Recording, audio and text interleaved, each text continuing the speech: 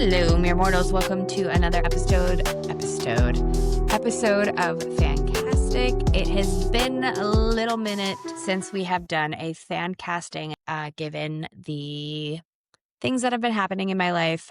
In our last episode with Emily, our October period, where I dressed up as Danica and she dressed up as Bryce. If you caught that episode, you know that I suffered a very major loss in my family with the passing of my brother. And all of our fan casts that we did in October happened before that happened. And so this is the first one that has happened after the loss of my brother. As you can see, I'm not wearing makeup. My hair's a little disheveled. We're slowly getting back into the swing of things after a full month as of yesterday. It's been really hard, but having the podcast has been helpful in a way. And the book we are fan casting today was a really big help in processing the loss of someone and what happens after we die. So today we are going to fan cast Immortal Consequences by Ivy Marie. I happened to pick up this book after I saw a TikTok of new releases, marched my ass to my bookstore, saw the beautiful pages, picked it up. I said, oh, it's about a school in purgatory. Sick. Sign me up. I love the paranormal. I love dark academia. I love magic. Let's go. And I, unbeknownst to me, picked up a signed copy of it at my local bookstore. So Ivy Marie, if you happen upon this, I picked up one of your copies from Broman. So thank you for stopping in and signing those. I was one of those lucky people to get one. This book is about the afterlife, and what a weird headspace I was in to be reading this. And I read the majority of this on a plane. So I was in the sky, in the stars, in the clouds, reading this book. I think that's the perfect setting. I can confidently say that this is my number one read of this entire year of 2025. I devoured it. I loved it. I loved the characters. I can't wait to see where it goes. It was so fun and easy to fan cast in my head. I really enjoy following the author. I think she puts a lot of heart into everything. I can tell which character she wrote a little bit about herself. She's also in Southern California. So, hey girl, if you want to get a coffee, let me know. Or I'd love to have you on the podcast to talk more about this book. That would be incredible. I loved it. It helped me. There's a quote in here that I will get into with our special guest that really hit me hard and helped me learn that grief is a process and grief is ugly and grief is beautiful at the same time. This book just, it really changed something for me and really helped me. Our guest this week, I knew I had to have someone special do this book with me and read this book with me. So I have one of my closest longtime friends, Kyle Kokesh, will be joining me on the podcast. Kyle is a SAG actor, equity actor, BroadwayWorld.com, a lovely boy from the theater space. He lives in New York. We used to be roommates. We knew each other in high school. He inspired where I went to college, what I went to college for. He's always taken care of me. He's been one of my best friends forever. And he made my wedding day the best it could have ever been, along with my friend Lindsay. I truly love him to death. And one of these characters reminded me so much of him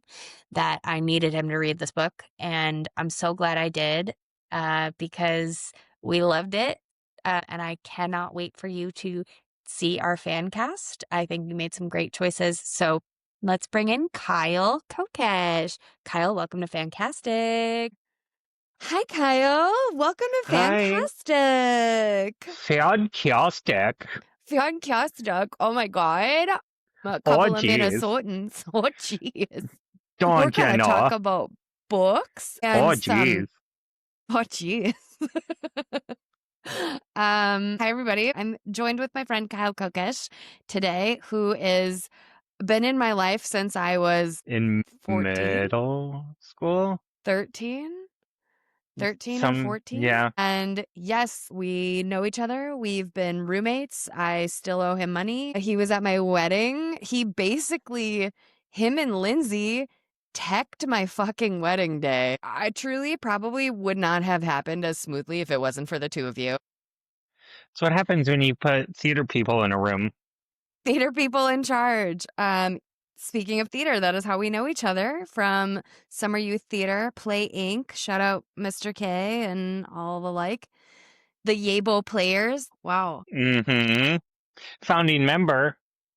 Founding member. Yes, you were Horton in Seussical. Well, That even was the before first one, that, right? Even that was the before. first full production we did.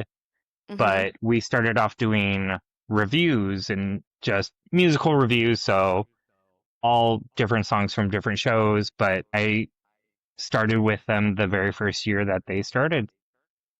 Yep. Yep. And you did Seussical. And I think I was Mm-hmm. in like the summer youth theater that went with it. And it wasn't part of Play Inc. yet, but it was like the community theater and like Viva and everyone, they kind of like combine us. So that's how Yes. we met, was like a mentorship program. And so I was in the middle school one, you were in the high school.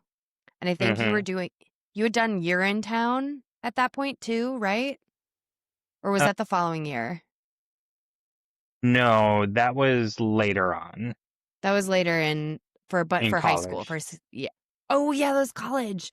That's right. Mm-hmm. That's at UMD. Okay, so basically I followed Kyle to the ends of the earth when it came to theater. Met in high school, did high school. You were like my high school mentor, basically. And then obviously we were friends. Then you went to UMD for musical Mm-hmm. theater.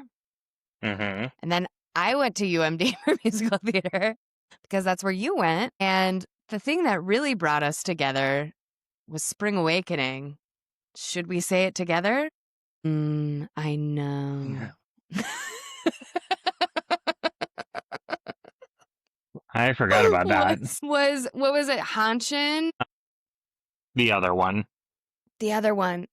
I George? have to tell you. I know. No. So, for you musical theater listeners and lovers out there, Spring Awakening, the OG with Leah Michelle, Can't Read, and Jonathan Groff. Kyle and I were obsessed with it. We actually even recreated one of the pictures, which I will drop in right here. And yeah, that was like our thing. We would just text, if we hadn't talked to each other for a while, like one of us would just text each other and be like, I know. And we would like check in. In high school, we also went to New York together, Mm-hmm. and we went to Central Park, and we're sitting there, and that's where we were like, we're gonna live together in New York someday, like Will and Grace. And And then we we did. fucking did, which is crazy actually, because like I think at the time we both were like, yeah, we do want that. Like that would be so cool. But it was never something, at least for me, that I was even thinking was possible at that point. Mm-hmm. And like I think you were just going, had you started UMD already? That was 2005, I want to say. Yeah. Because I was at UMD already. Yeah. Yeah, because you were And like technically our chaperone, but we were like, correct. it's just Kyle's our friend. Yeah, I think that had to have been around 2005. You shit. So, That's 20 just years a ago. couple years ago. Mm-hmm. I'm gonna throw up. Have we been friends for like 15 years? Honey, math 20 years ago was 2005. What's Oh my God, yeah, So wait. 15 is less than 20. So how long have we been friends? Like 20? Probably, probably longer than that. Yeah, because so sixth grade was Because 2001 for me. Seussical was 2005 for me. Yeah. So probably like Okay, 2004, 2005. so yes, so you and I have been friends almost as long, I think exactly the same amount of time as Kirsten and I too. Because Kirsten was like around for all of that. Mm-hmm. Holy shit. And FanCast listeners know Kirsten from all of our Fourth Wing and Onyx Storm. She's part of it. Kajirsten, who we lovingly call Kajirsten. Kajurston. Kajirsten. You guys are both in New York, and I have FOMO, and I no longer live by you guys, which sucks. But you and I were roommates and they were Mm-hmm. roommates. We were roommates. Roommates. I moved out there in 2016. Yeah, because I moved out here in 2015. Okay, yeah. So 2016, and I came to visit. And I think I came to visit because I liked a boy I met in Chicago who lived in New York. That feels on brand for me. Sounds about right. I was like, I should chase after him, right? Is that how this works? But Daddy, I love him. But Dad, I love him. This is why we read these stupid fucking books. It's healthier, honestly. It's healthier. Yeah, isn't that gorgeous? We're going to get into her quick.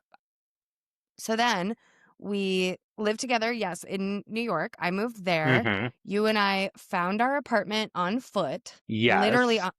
walked around Washington Heights, found a sign on the side of the building, called, and it was like this Russian dude named Mm-hmm. Zeph, Yeah, Zeth. Zeph, who was like, I mean, I sure. don't know. He never spoke to me, so. He never did. He would never talk to you, and he would only talk to Mm-mm. me, and I felt so uncomfortable. I was like, I don't want you coming over and talking to me. Like, come talk to both of us, please. Like, I hated it. He was so short too. He was like, I remember he was like a little old man. Yeah. Like, had the thickest like Russian accent I've ever heard. Mm-hmm. And he was like, sure, yeah, you guys can have it. And like, we were like, great. I think Okay. I hadn't had a job yet, or I had just gotten a job. I think you Maybe. just got a job. I think I just got a job, and it would have been the coffee shop. And Mm-hmm. then I got the comedy club.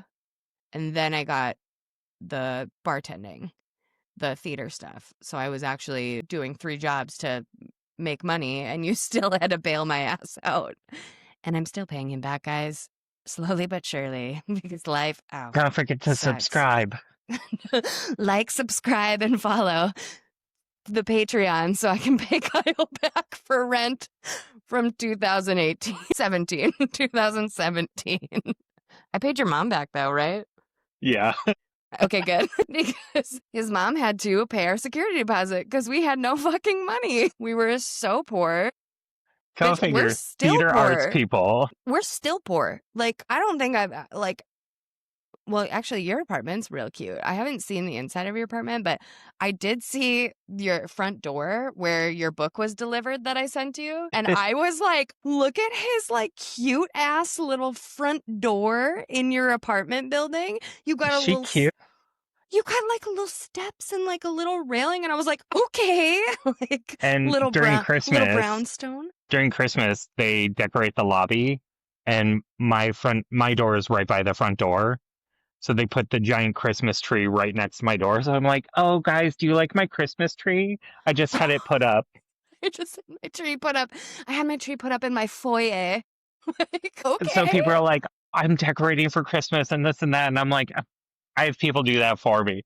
So I don't decorate anything inside the apartment because I'm like, meh, it's outside. It's good enough. Okay, speaking of Christmas, we had our first Christmas together. We plugged the toilet. Someone plugged the toilet. Someone plugged the toilet. We don't know who. Someone plugged the toilet. It was me. We had a lot of queso that day. We did.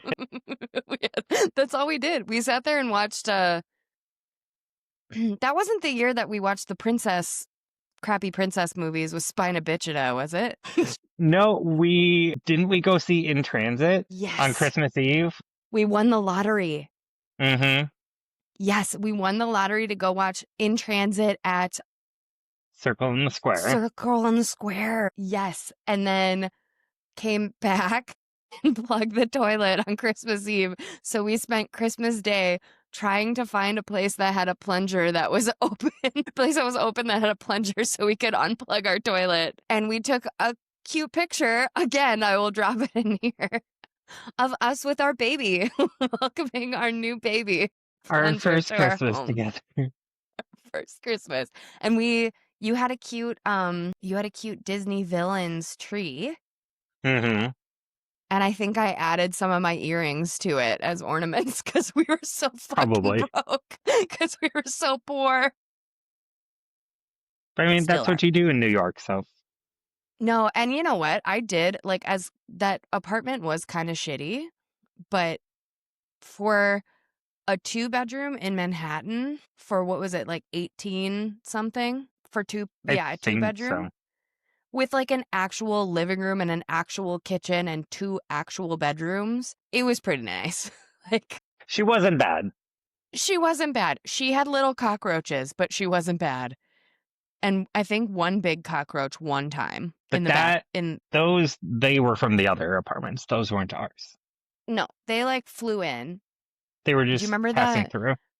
Do you remember? I think it was a different Christmas. I got locked out of the apartment and I had to go to the ladies downstairs.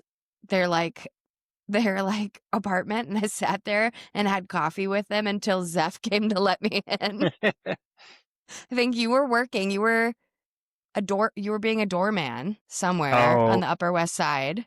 yeah. That was And no, no, I can't believe you did that. As I like was only work, there you were for a couple months. yeah, but like you were there like overnight. Hmm. I had two Yeah, days overnight, it was insane. 11 p.m. This to is 7. like yeah, those are like the shitty jobs. So everybody out there listening who lives in New York, they get it. Everyone out there listening who lives in the Midwest that's like, I have dreams of going to New York City. Bitch, no you don't. It's not easy. No you I don't. I have been a doorman. I have done front desk at a spa. I have sold mustard. I have sold shoes at two different stores. I forgot about Opened. the mustard store. My Mm-hmm. the I mustard. miss that store. I miss the fucking cornichons you would bring home. The fucking Mm-hmm. pickles. And all of the flavored mustard. That's right. They had like truffle. I think that was the first time I like had truffle. You were like, you got to try this shit. And I was like, oh my God. You worked at Birkenstock. Mm-hmm. You worked at another shoe store that was like a fancy, fancy one. On Madison Avenue. You still work merch for Broadway stuff? You're done with Yep. that, right? Nope. Okay. I was like, Still there. no, you're still there. Okay, because I know that you are we allowed to say where you work now? Yeah. Kyle works for Broadway.com. Yes. Come see Broadway Yeah. shows. Go see Broadway shows. Don't let the industry die. It would be helpful if they lowered their prices a little bit, but that's not up to us. That's not my job. That's not Kyle's job. um, yes, but you work for Broadway.com now, Mm-hmm. and then you still do merch for the Disney theatricals because they're great, and you know so many people. You've been there for so long that it's like, so it would. I feel like it would feel weird if you weren't there. They're kind Yeah. of like a little family, like as toxic as that is to say about a workplace, but like it's theater people. Like if Right. I lived in New York still and I had a full-time job, I would probably still bartend on the weekends at theater because you see Broadway for free like Mm-hmm. all the time. Yeah. Yeah, And and now you're paid to see shows, right? You have to go see them. we get to see shows. I don't Yeah, have to, but but you get to. I'm not gonna turn down a show. Hell no. Why do you Like even live in New York? I just saw Chess on Tuesday, Queen of Versailles last week. Wait, you saw I Chess? What did you think? that album's gonna be ridiculous. Oh, fuck. Really? Yeah, it's. I was sitting there and I was like, "Oh, this is really good." Is Like she really good? yeah, but the boys are better. Are they? They're ridiculous. Oh my God. Okay. So the marquee on the outside looks like she's trying to read the text of what the show is. Have you seen that? Yes, You probably sent me that. Here's the other thing about me and probably. Kyle. Me and Kyle don't really text each other, but we do send each other Instagram DMs. And there's like times where I don't get to look at mine for a while. And so I spend You my know, mornings going through and catching up with Kyle because he sends the funniest shit. If I need a pick me up, I will always be able to go to my DMs and it'll be a recipe that he'll know I want to eat, a video of something bitchy that I need to see. Like, A it's the new best. spell for you to work on. Some witchcraft, a ghost thing, some sort of paranormal thing. If I sent anyone you a knows me, Sicilian witch today. did you? Wait, I haven't Yeah, watched it. Let's watch it together. Let's watch it right now. she tells you how to do a spell to stop gossip. Oh my God. To bind their tongue. There's an old Sicilian spell we do with the cow's tongue. Now, what is this? Sharon's The talking guy is smack just about me again. mortified, Bitchcraft, not witchcraft. and that's why I sent it to you. It's bitchcraft, not witchcraft. They're talking about me. That's bitchcraft, not witchcraft. Oh, I love it. There's a. And then she's like, but here's what you do. Anyways, like, here's how okay. you fix it. All right. I put people in freezers. Not people, names. Sorry, I should clarify that. I mean, depends what kind of line of work you're in. That's true. Depends on how much I hate them. I might put them in the freezer. No, I will put names in freezers. Write the name if they're talking shit or if they're doing something I don't like. Pop that thing in water, throw it in the freezer, knock it off. Donald Trump's name has been in there since 2016. So, can't say I'm She in good the at deep witchcraft. freeze. She's in a deep freeze. She's frostbit. She's a frost bitch. What else? What else about us? Broadway. Yes, you work for Broadway.com. Yes. Are you still auditioning at all? Doing theater Not stuff? currently, but Yeah. I do want to get back into it. Yeah. I've heard the industry is changing so much that it's like both in good ways and in bad ways. Like with the social media stuff, it's super annoying, but there's so much annoying AI shit that everybody's almost kind of stepping up a little bit to counteract it. So it's actually theater is becoming more accessible to actors to be in, and it's not so much. I know that there's something going on with equity right now. Did they reach were an just- agreement yet? They were doing contract talks, so Yeah. they have tentative agreements with the actors, the musicians. But being part of SAG, we did all of that AI strike a couple years ago when Right. SAG went on strike for almost a year, I want to say. Mm-hmm. Mm-hmm.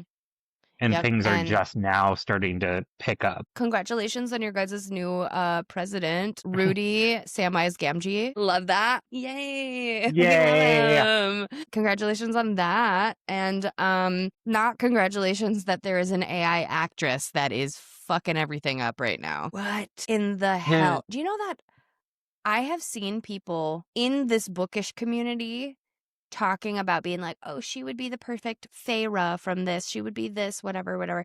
And I'm like, this bitch is fucking AI. Like, she's not real. And they're like, yeah, that's great. You can like change however she looks. But that defeats the purpose of an actor. Yes. Like, That's a programmer, not an actor. right.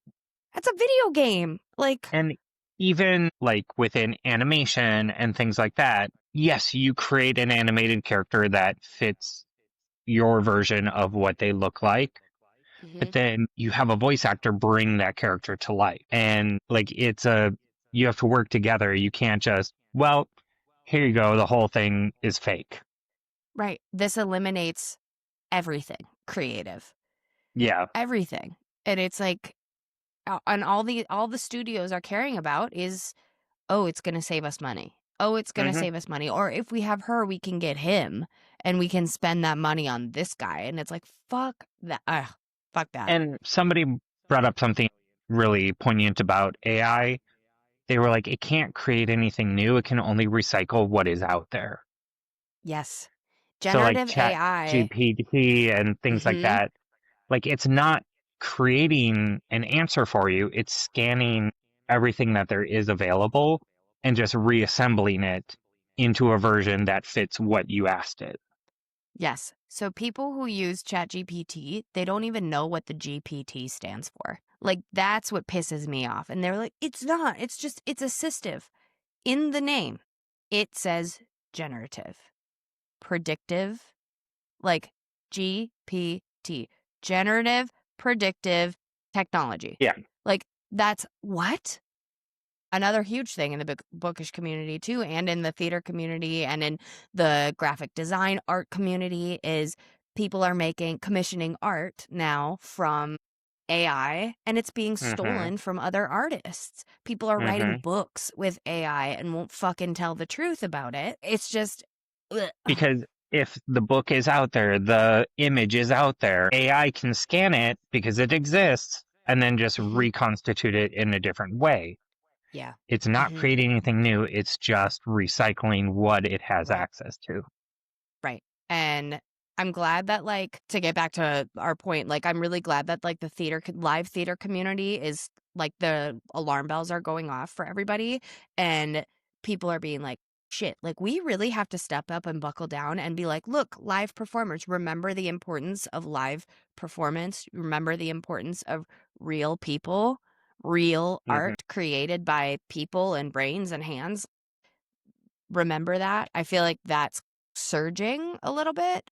Yeah, And I think it hasn't been like that because COVID did fuck so much up.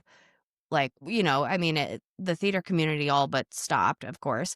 But yeah, on the other side of that, people were like, we still need to be entertained in ways. And so that's where I think, like, AI really, like, saw its door opening and shoved its foot in and was like, how do we make yes. everything easier now that everybody is exhausted and, for lack of a better word, lazy? Like, nobody wants to do anything now because we got that 2 years, which is Mm-hmm. fucking crazy to think about, that it was like 2 years Yeah, stuck of inside of what it's like to not need anything. Like, going to the grocery store is different now and, like, all these things. But I'm glad you're still going out there and still, like, going to get back out there and looking at auditions and, getting your backstage profile up and running, Actors Access, and getting. reassessing the way everything works now. Yeah. Yeah. Because, When you're doing, you did a lot of background stuff too. mm-hmm, Like, you have been in a ton of stuff, like, mm-hmm, visibly in a yeah. ton of stuff. Tell us what you've been in, Kyle. Famous. And I got to do some really cool shows, and my favorite were the period pieces that I got to do. I was in a little known show called The Gilded Age Scream. as a racist school board member. Yeah. Hmm. I was also the youngest person in the room. Everybody had facial hair, and I was like, "Hi, It's I go me. here too." I go here Um, too. so that You one, lost, little boy? They were like, I think so.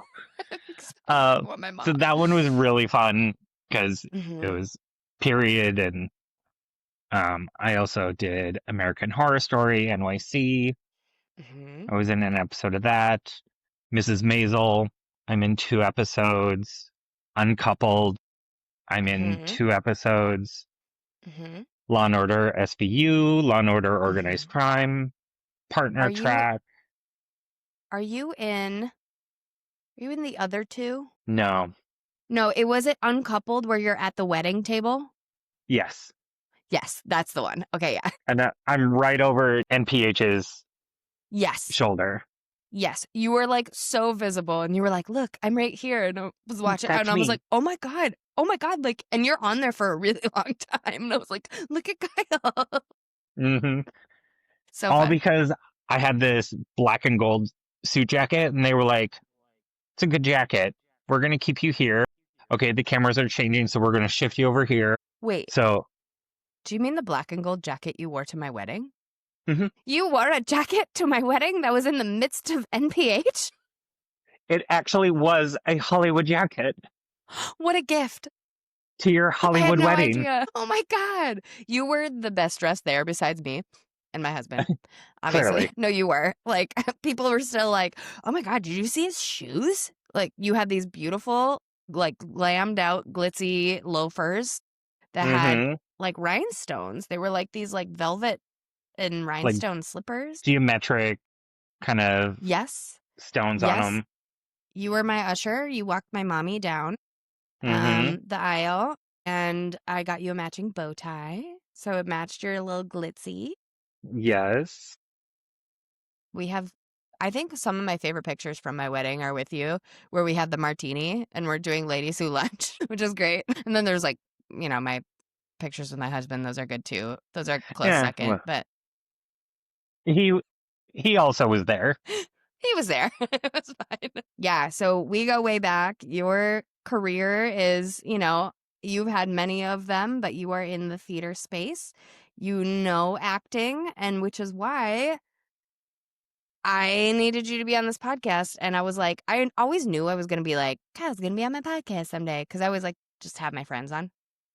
Hmm. And I started reading the book we are going to talk about in FanCast today, which is Immortal Consequences by Ivy Marie, a debut. Oh, yeah, you have the unjacketed. Isn't she Yes, beautiful?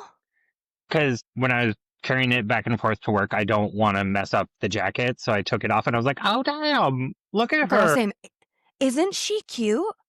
She rolls gold and black. And then, I mean, we love a sprayed edge. This is what really got me to buy it. Like, we're not joking.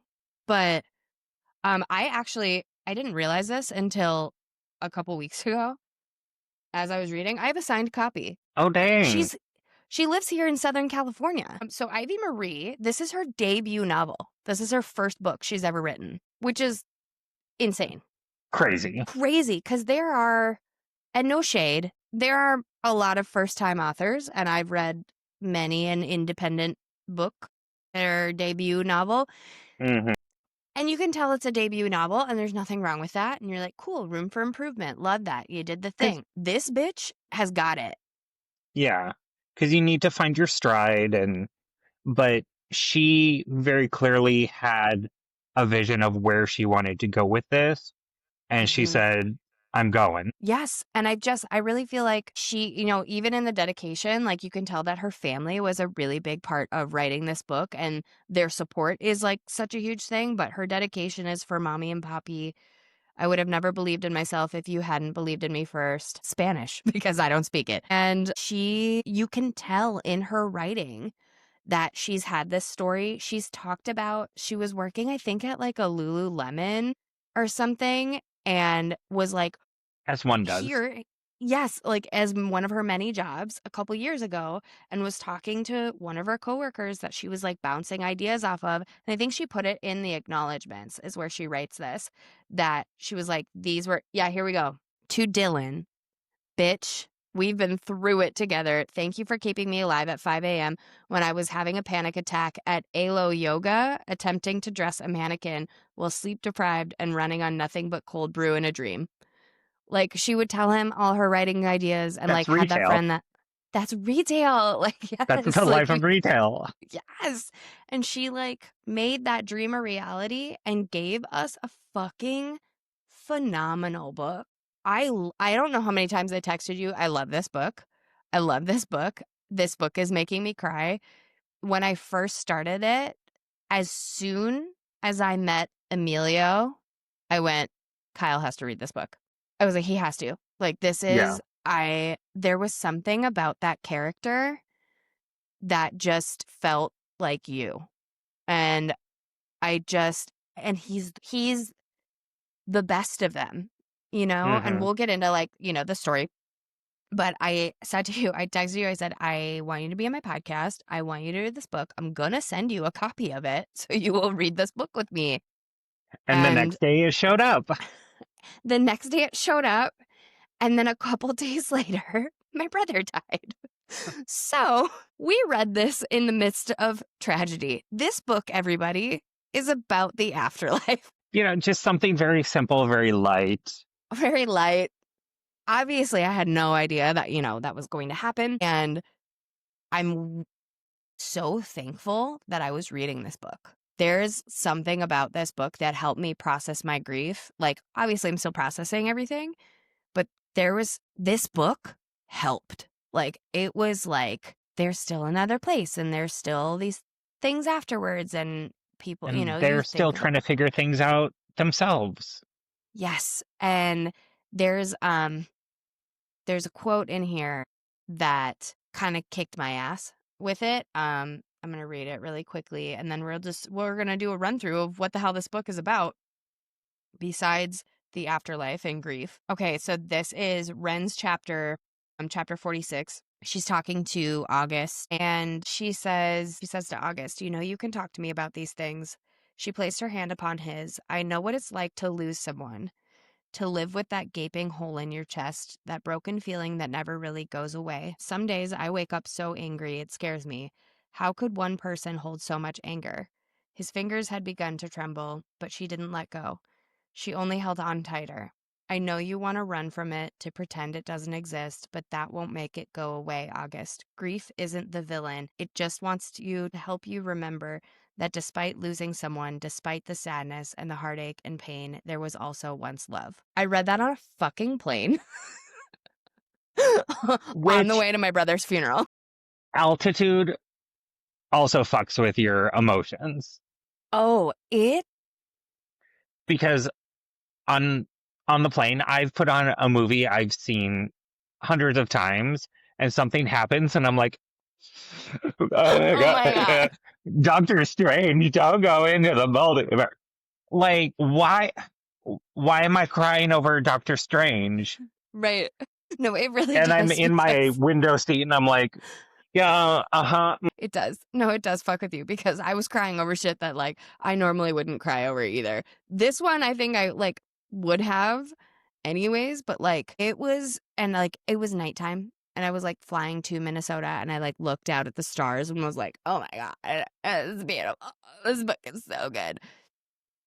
I loved it. This book is about 6 students: hmm Ren, August, Emilio, Irene, Irene, Olivier, Olivier, and Masika. Masika. They are 6 students who attend Blackwood Academy. Blackwood Academy is a school, dark academia, magic coded, more progressive Harry Potter Hogwarts school with a better author who's not a transphobic piece of shit. Oops. This is the J.K. Rowling hate podcast. And this is where you go after you pass away in purgatory. You are taught to hone your own magic. You are taught to, they kind of like have like the Hogwarts Slytherin Gryffindor situation. Like they have House Ivy, House Pettyworth, hmm and there's a couple others. It's Petty, Bonestrad, Bonestrad. Yep. And you're placed based on like the type of magic that you possess. that you naturally are drawn to. Yes. Yeah. And so a lot of that is illusion and different things. So there's this Corporeal and decennial happens every 10 years. I 10. was like, I don't know. So the decennial, I'm not good at math. Okay, guys. I'm a theater girl. I work in music licensing, so I'm good with A language. I'm 5, bad with 6, numbers. 7, 8. Da, da, da, da, da, da, da. Okay. That's chorus line. Actually, that gives me really bad flashbacks to I Hope You Get It. Anyways, theater drama. Yikes. So yes, they have this thing every 10 years where someone is nominated as the student and they get to either choose to go to the other side or become one of the ascended. And the hmm ascended are these like higher, like basically like where are they? Like a teacher's assistant, like Yeah, like a TA. TA or something. Like, Yeah. they don't run the classes, but they're not students anymore. Yeah. Kind of like, yeah, not like what are they called in Harry Potter where they're kind of like prefixes or something? Yeah.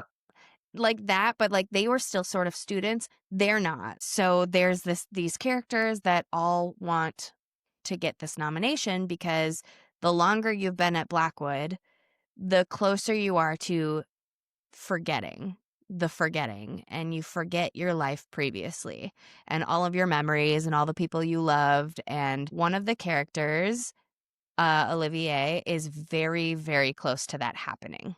So everyone is kind of wanting this nomination for different reasons, and you get this nomination by being the best of the best students. This year, things change when a student arrives when she's not supposed to arrive. Someone named Louise comes from the other side.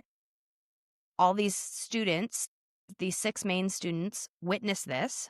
They go to their headmaster. They tell him, Silas, cheeky bastard. They tell him, and he's like, don't talk about it. And you can't talk about it. There's a soul vow. Shush. You didn't see anything. And they're like, what the fuck? That's weird. And so they go to this nomination thing, and normal stuff happens. They make friends with this person. They still have classes. They're still doing tests. There's a little enemies to lovers with Ren and August. There's a lovers to lovers with Olivier and Emilio. And it's like a will they, won't they, will they, won't they. There's a best friendship that there's some tension. It's really good. Like, I loved all the character But development. yeah, and it's all very like inclusive. Yes. Nothing like, yes, there's a LGBT storyline in there, but it's not like, hey, this is happening. Like, nope, They're it's just a normal gay. relationship. Yes, And it's it's a normal presented the relationship. same as Ren and August, which is Mhm. more of a traditional relationship. And Mhm. so I really Yes. liked that it was just, here are all the relationships, and everything is messy because life is messy, and so is the Yes. afterlife. Yes. That's it. That's the soundbite right there, is life is messy and so is the afterlife. And Hmm. I think that's what drew me into the book so quickly, is I was like, oh my God, they're all dead, but like they're at school and they have crushes and relationships and Because goals even and death can't get dreams. you away from school. Yes. God damn it. Of course. And I think like obviously there has to be something we're, a trials, contest thing. That's the theme of this month anyways. And without that, I would have still read the book, I think. Like, Yeah, honestly, if it was just them going to school with like maybe one big bad, like a Harry Potter style, I would have still read the shit out of it, because the characters were made so well. Also, Masika there was a relationship previously with her too. And yes. they weren't hammering it home like, and she was in love with a girl and the girl is gone. Like, it was like, she loved this person. Her heart is broken because they were friends and they were lovers. Like, and she's gone. And it was presented in such a way that no matter who you are, like, you can relate to this, because Yes.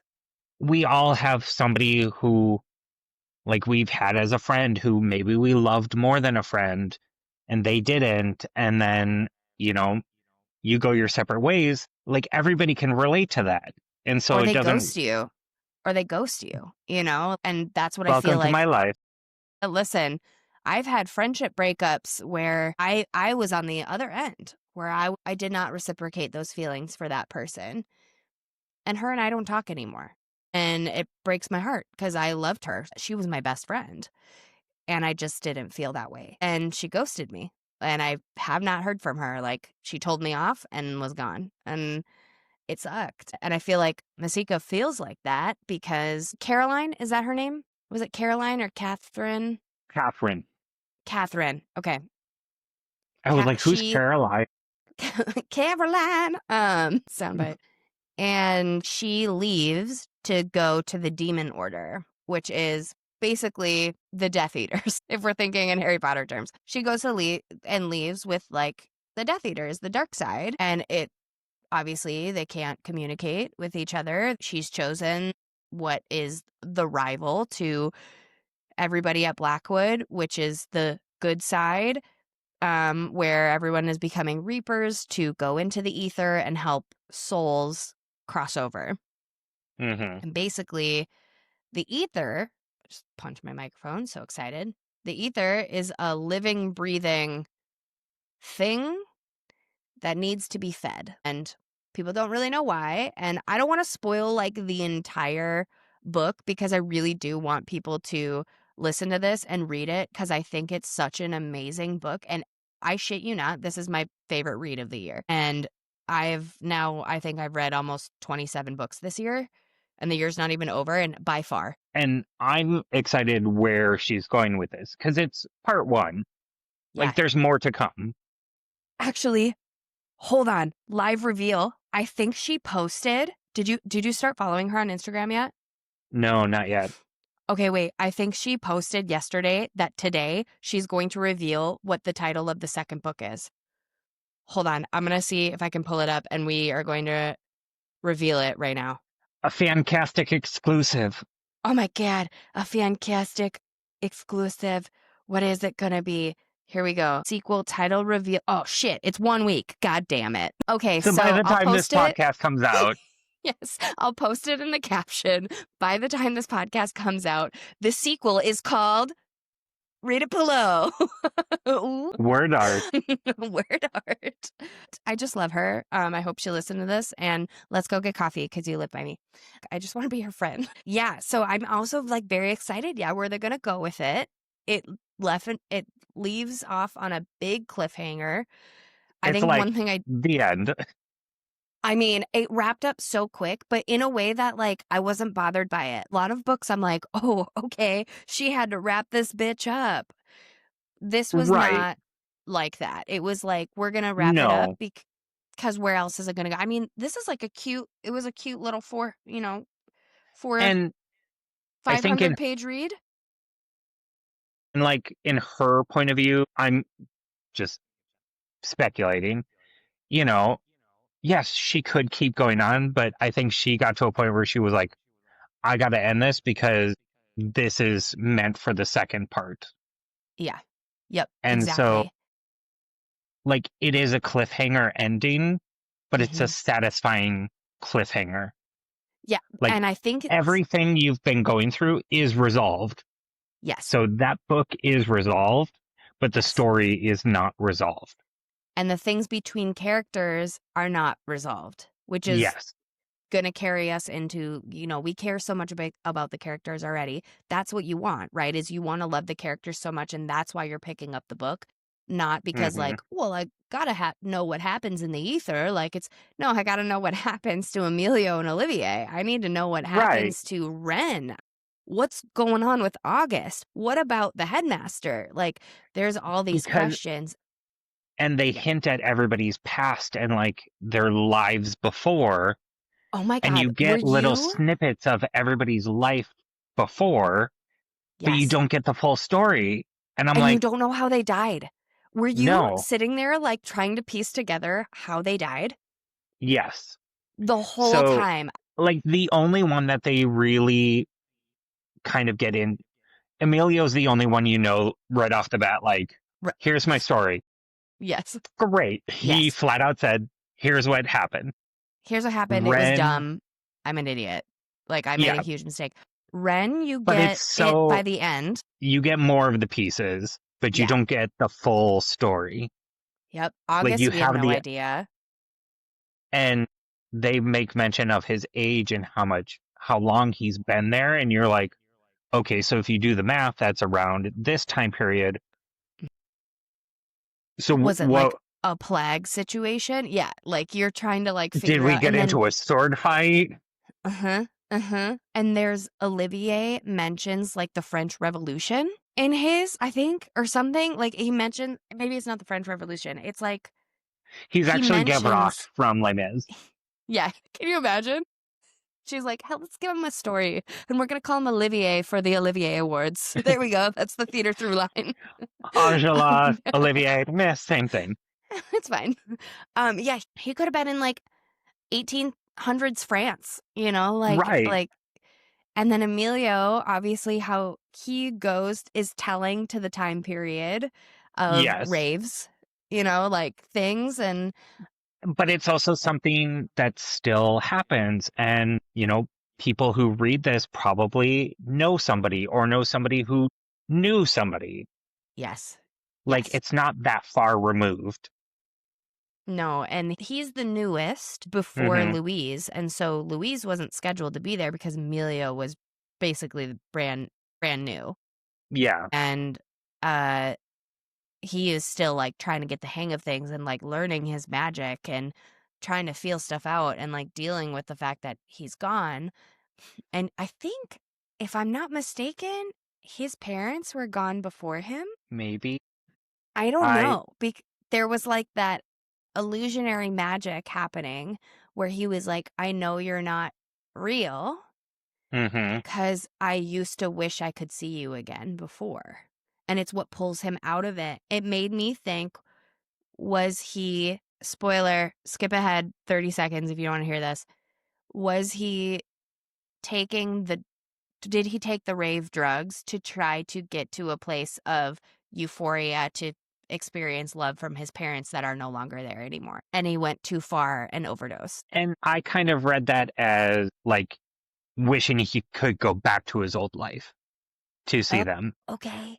Okay. So Mm-hmm. before he passed over. Okay. So like they were still there and he like knew. Interesting. And 'Cause he's that's the what one that's gone. that was my initial thought. And then he says something as like he wishes he could have seen them one more time before too. So maybe I don't know.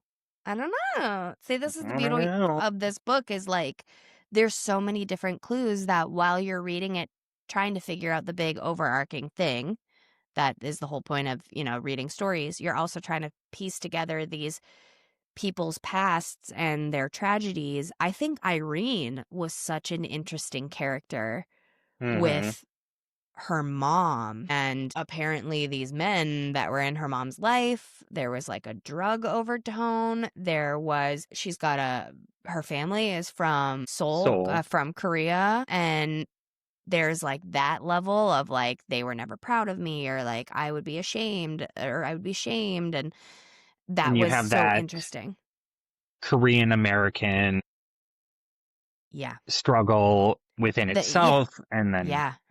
Yeah. And like the struggle of just, and being an immigrant, child of immigrants too. mm-hmm. And I think that I have a feeling that our author, Ivy Marie, experienced that. Yeah. She is also a child of immigrants. And I don't want to get this wrong. She was born to a Peruvian mother and Chilean father in Miami. So she is the daughter of immigrants and is from Miami, now lives in Southern California.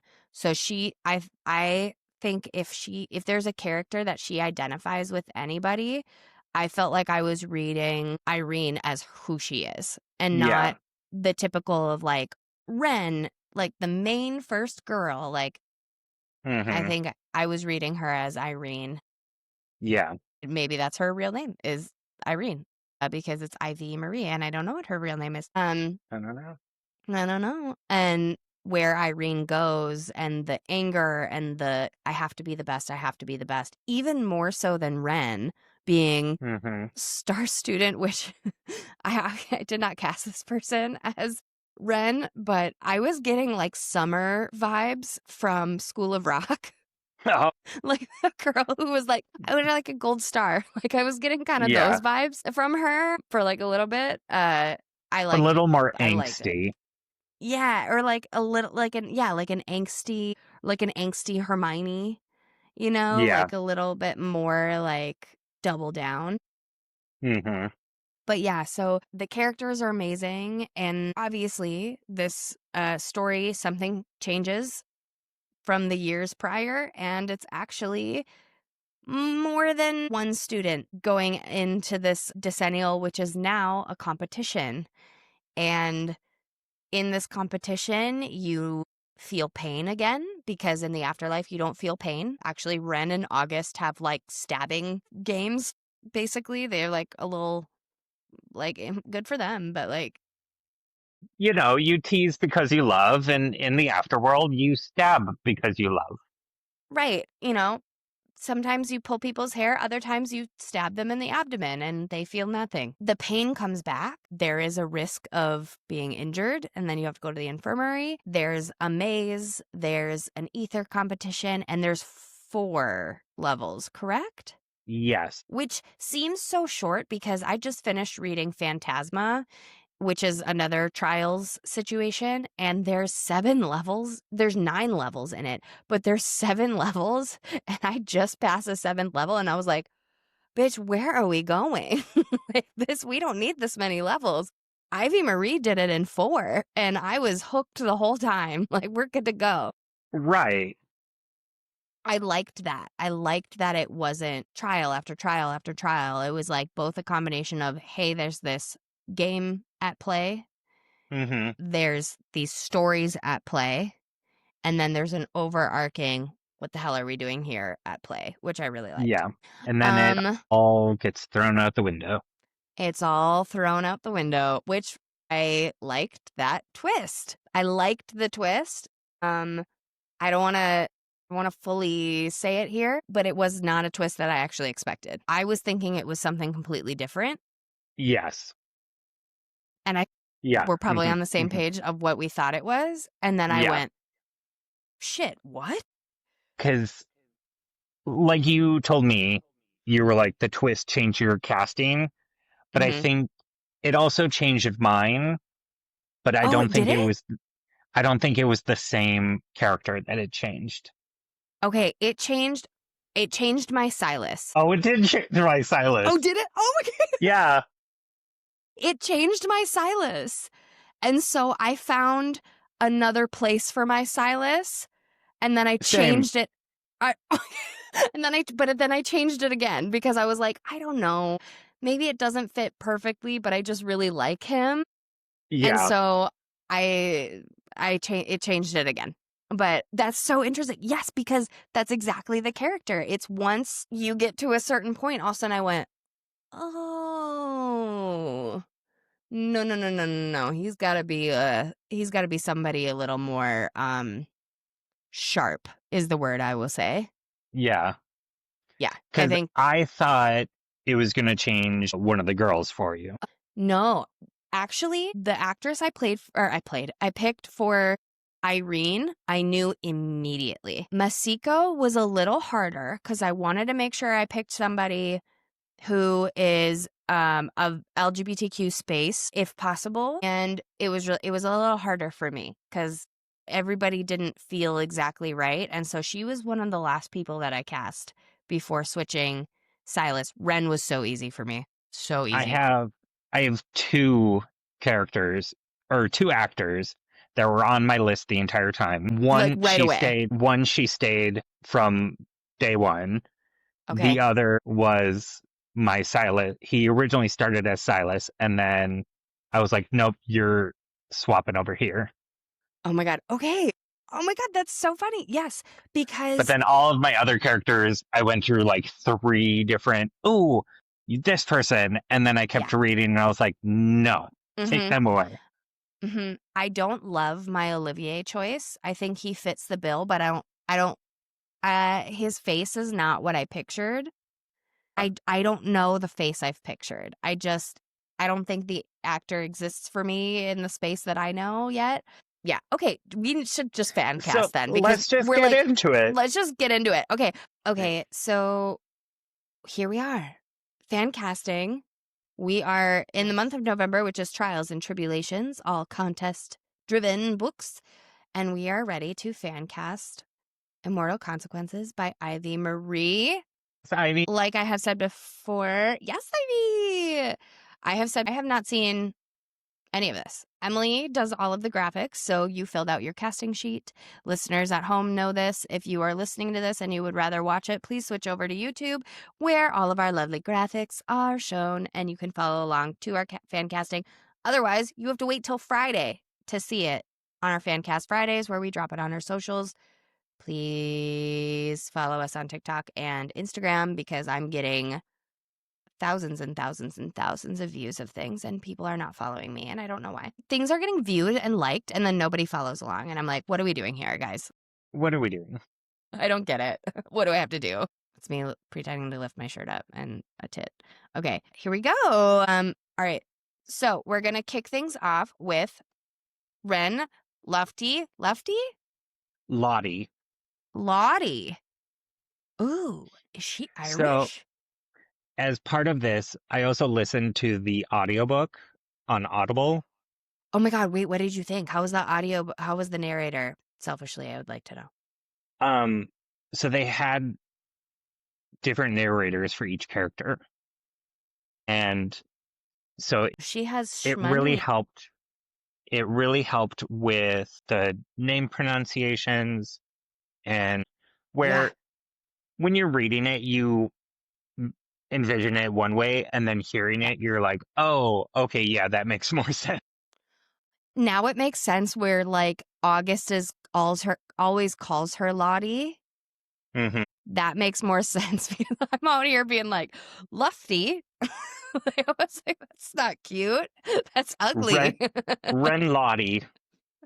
Ren Lottie. Okay, that Lottie. girl's like Irish in my head then. She's got to have a Um, little like Irish, Scottish. well, we shall see. I don't know, because she's got red hair. This character art here is from the Fairy Loot special edition. It's on the inside covers. The book already is insanely beautiful, but there is a special edition, which is the picture that's up here, the pink one. Fairy Loot has these like gorgeous hardcover special editions that feature character art by commissioned artists. And so I always try to feature those in these graphics because fuck AI, yes, real art. Little bit about Wren. She is 18 years old. Her house is Pettyworth. Wren is a brilliant star student determined to gain the sole nomination for this year's decennial. She hopes for a future of being one of Blackwood Academy's ascended. Wren has lived and died with deep regret. She blames herself for the death of her friend. That's kind of all we really know. Wren's appearance, she's described as having auburn hair, pale skin, and bright eyes. Pretty simple. I don't know. I would call her maybe like the main girl of the story in the beginning, and then I feel like it really changes by the end. Yeah, she definitely is the one that she starts everything off just because I think she's one of the most driven characters. Yeah. So she definitely starts the book off on a high note of like, all right, we're going. Here's Mm-hmm. what we're doing. Yeah, exactly. Okay, who did we pick? 1, 2, 3. Oh, fuck. How did I not think of Sophie Turner? So Shit. she was not my original choice. Okay. I went through like 2 other actresses before her, and each Mm-hmm. one I was like, I guess they were all kind of like placeholders Mm-hmm. because I was like, I really like your hair or I really like her eyes, but none Yeah. of them really felt right. And then right towards the end of the book, there was kind of a snap within her, and I was like, hold up. And I Mm-hmm. type, and I was like, yes, Queen this of the is, North. and Yeah. she has that softness, but she can also really get sharp and hard Yes. when she needs to. And Yes, I feel like that's absolutely. what Ren does. Yes. Okay. So you have And she's Sophie also Turner. experienced with swords and daggers. She's experienced with swords, daggers. She has a British dialect. I feel like that feels right. I feel like Ren is European in my head. I could see her as European or just generic American. American. Okay. I My really only didn't get a question is, strong, like, do you think she could where is play an she from? 18-year-old at this point? Possibly. Because I she's a divorcee. Do you know she's dating Chris Martin now? From Coldplay. Yes. It's like who she's dating. I was like, girl, why? Why are you doing that? No. I don't know, I but digress. I think she would be a really I fun think choice. she would be such a fun choice and really good. And I feel like her the Sansa Stark era is so Ren. Yes. Like so Ren. I don't know if it makes sense for her to play an 18-year-old now. This is why I chose Katie Douglas. I'm going to use that as a segue. She's very young. She's in a show called Ginny and Georgia on Netflix, and she plays a character in that show that struggles with an eating disorder and struggles with getting love reciprocated in the right way. Mm-hmm. And to be totally honest, this actress bugged the shit out of me in the first season of this show. I thought she was so terrible and so juvenile, and I hated it, respectfully. In the following couple seasons, there was, I think we just finished season 3. She gets so much better. And I feel like that was kind of like the arc of Ren throughout the book is like, at first you're like, this bitch, she just wants to be the best student, da da da. And then the more you're learning, you're like, oh, like you are deeply hurt and you are deeply damaged. overcompensating. Yes. And you're like, what's really going on here? I think that Katie Douglas could play it in the right age range. However, I'm not opposed to Sophie Turner because I love Sophie Turner. Anyways, it just, I think, depends. It depends Yeah. on casting because we've got 35-year-olds playing 18-year-olds all the time. And that was one of my big challenges with this was the age range, because I wanted Yeah. actors who were age appropriate, but then like these other actors popped out and I was like, ooh, Mm-hmm. I have to go like with Sophie Turner based Yeah. off of like this is the vibe, the style, Yes. the persona that she needs to have. Yes. Okay. And then this is fan casting too. Like we're not really casting. It's just like what did the That's what description you and think. us it's real. It's real. What did the page tell us, right? What did the writing tell us as readers of who this person would be in Hollywood? That's the whole point of this podcast is like what did we hear or what did we, hear or read? So, oh man. Okay, so I think it's hard because I feel like it's who August is going to kind of influence this. Mm-hmm. How old is Sophie Turner? She's only like 33, right? Because I think she could. I don't know. I don't feel like she could still play her. She's looking a little old in this picture. She's only 29. The one with the dark eyeliner. Yes. But The first also picture that pops out, like, but also that picture kind of drew me to her for this yeah. because of like the dark piercing eyes and how they kind of accentuated. Yeah. I don't know if Katie Douglas is the exact choice either. I also struggled because Ivy Marie started posting on social media character boards and she was using real actors and I was like, no, No, not look yet. away. And I was like, look away, look away. And I don't even know the name of the actress that she put in there, but the actress she picked, I was like, it's probably right. Like, that's a really good one. She was a little younger. She was Gen Z-ish, but let's see who we have for August and put a pin in it and come back. Yeah. And see. Okay. Okay. So Augustine Hughes, age unknown, house Pettyworth. Augustine, what did they say? Augustine. Augustine. Okay. Because then I was like, where's he from? Like, what region? Is he German? It was just so many puzzles that I was trying to figure out the whole Yeah. time. Augustine is the broody bad boy with a mysterious edge, always clashing and bickering with Ren. Feared by most, August projects a cold outer shell, but possesses a secret connection with Ren he dares not share with anyone. Appearance, unconventionally handsome, with slate gray eyes, a strong jaw, and unruly dark curls, he bears a tiny scar beneath his right eye. Join the club, August. You look like every book boyfriend out there. I was like, okay, dark hair, strong jaw. Of course he has that. Ooh, and a scar. Okay, who do we got? Okay. So I don't know how to do this. I don't know if this will give this. I had him somewhere else. Yes. So did I. Okay. He's the one that he flipped right at the last minute. Okay, he was my Silas. Same. And then I was like, oh no, you have to be a little older.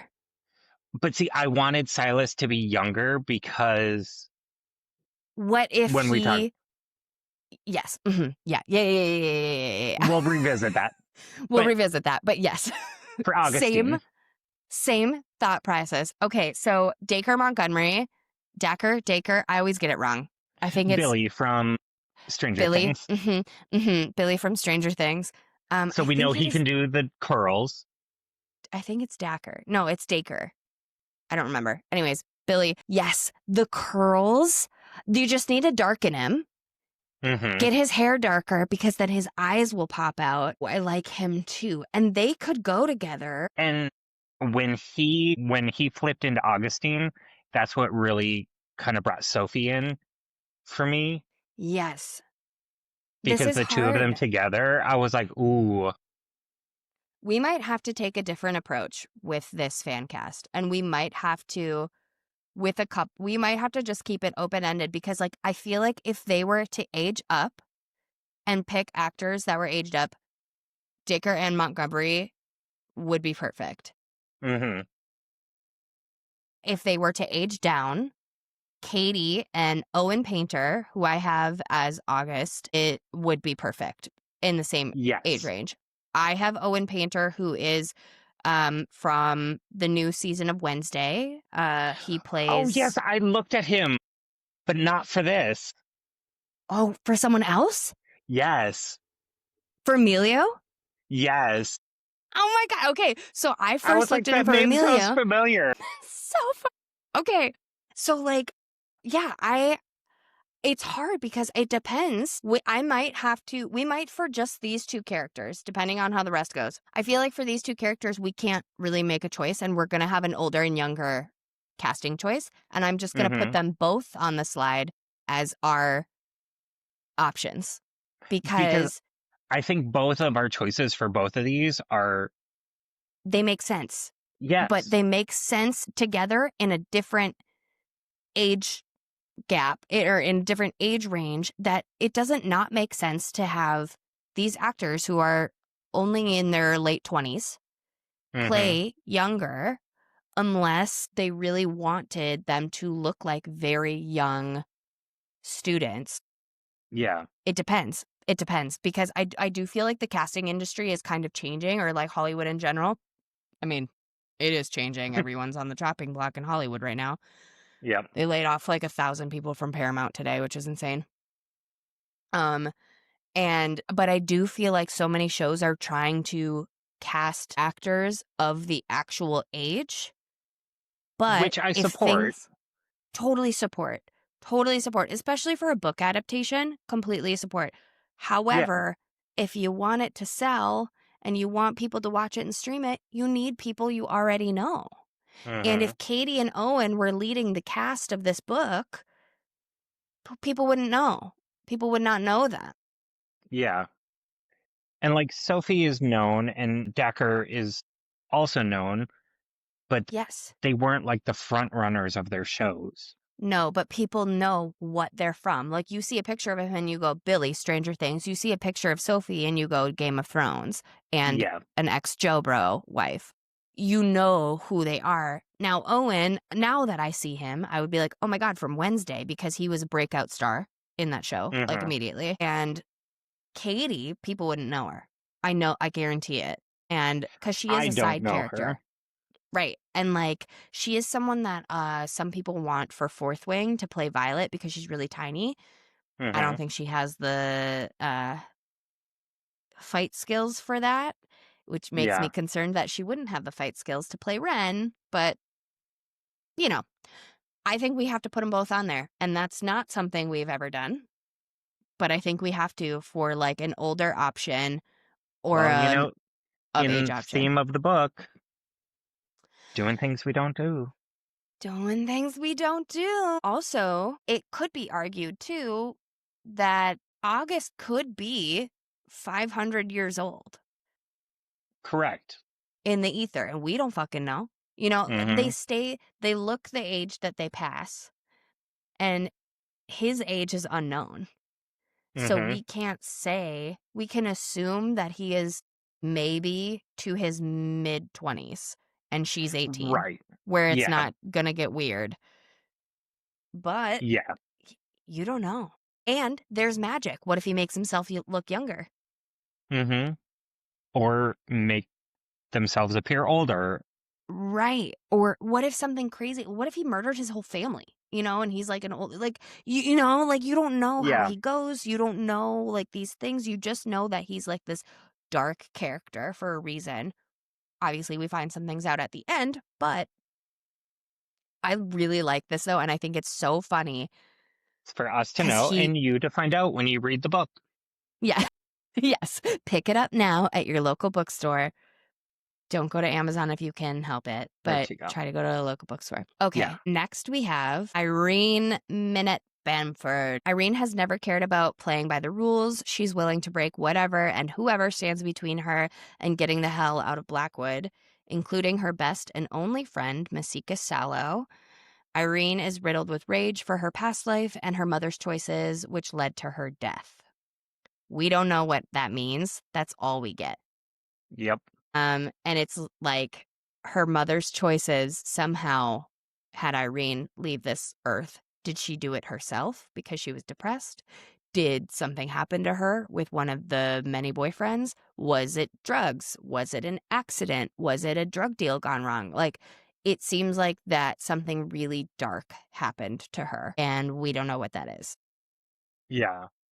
And I'm like very afraid to find out because I feel like it's going to hurt real bad. I think it's going to be later in the series. Mm-hmm. Because she's So going to be, yeah. I don't know if it's going to be in the next book or the book after. I wonder if she would prolong it But because it is going to be her one of those, like, it's not gonna going happen to right be away. good. No, because it's gonna be really dark. Like something very bad happened to this girl, and that makes me really sad. Mm-hmm. Appearance. She is Asian ethnicity. It is mentioned that her family is from Korea. She has jet black hair, smooth skin, and a biting smile. So I mentioned I knew my Irene almost immediately from a show I used to know and love and watch. And I really want to bring this actress back. Who is she? Oh my God. Wait. Okay. So I have Trisha Fukuhara, who is from Rise of the Pink Ladies on Paramount. Did you ever watch that show? No, but it's on my And list, I believe. no, and you can't watch it. It's gone. No. Oh, is it? I have heartbreaking news. This is why I love her and I want her as Irene and pictured her immediately because this girl plays one of the Pink Ladies, of the originating Pink Ladies, and it's the whole story of how did this happen? It's Rizzo's older sister Mm-hmm. starts the Pink Ladies. And such a good show, amazing songs. Justin Tranter, who is the songwriter for Chapel Rowan, maybe you've heard of her, and he's had his own bands and stuff. He plays like the angel at one point and sings this Mm-hmm. song to her, and he's just love him to death. She is the Frenchie type character. Like she wants to get out. She's Ooh. a designer Yeah. and she wants to get out the whole time. And so her attitude came in immediately. Her look came in immediately. Like I just was like, this is her. Paramount canceled the show, fuck Paramount, and then removed it off of the platform where you can't find it. You cannot get it. And there is a petition going around. I'm going to link it in the show notes to get it back on some streaming platform needs to buy it because there was a ton of representation from every color in the book in that show. There was all the LGBTQ. It was probably one of the best shows I've ever seen on television. So I love her to death. I think she would make the perfect Irene. I did not look up, and I can Google it. I don't know if she is Korean at all. I would like the actress to be Korean. I think that makes more sense. That's the best way to do things in the casting world. But we know how Hollywood is. They don't give a fuck because they're a little dumb. And, selfishly, I really want Trisha anyways. You have Hannah Mae Lee, who is from Pitch Perfect. She is Lily. I said, I know this girl. She's in Pitch Perfect. She's the one that whispers everything and you can't understand her. And then she also has this sick ass bass beatboxing. Mm-hmm. So she would also initially be really good. I started with a Korean actor, model, singer. Love. And I was like, she fit the age range, but she looked a little too sweet and a little too nice. And so I was deep diving other Korean actresses and Hannah popped up and I was like, oh my gosh, Yes, Okay. because she has, specifically in this photo, has this very The edgy, dark lipstick. Yeah. hard look. And Hmm. I feel like that's what Irene needed, is that very dark, edgy, tough Yes. exterior. And Hannah is Yes. also Korean, so. Okay. Okay. I'm going to look up Trisha. Now, okay. It looks like Hannah is 37. Yes. Hannah's 37, but she don't look 37. No, and never will. No, and she's so cute. I love this And picture of because her. she does have like a deeper voice, Yes. I think would add to like the roughness that Irene has Mhm. and kind of her separation from people. Okay. She has been in several Korean television shows. So we Boop. both win. Okay. So this is good. We both win. I really want Trisha. I will fight for her. I just love her. I just want to give her the opportunity to shine the way that she should have in the second season of the show, because the first season of Pink Ladies, her story like just gets started. I just think that she is Irene in my head.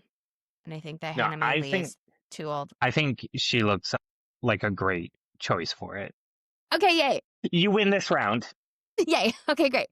I love her. She was so easy to cast for me. So I was attached to her. Thank you for letting me have her. You're welcome. Okay. So we're going to have Trisha as Irene. Thank you.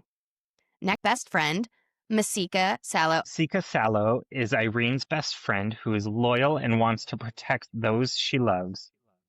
Tawny brown skin, curly hair, and warm, friendly smile. Yes. Okay, amazing. She suffered the great loss of her old friend and eventually her lover, Catherine, due to the demon order.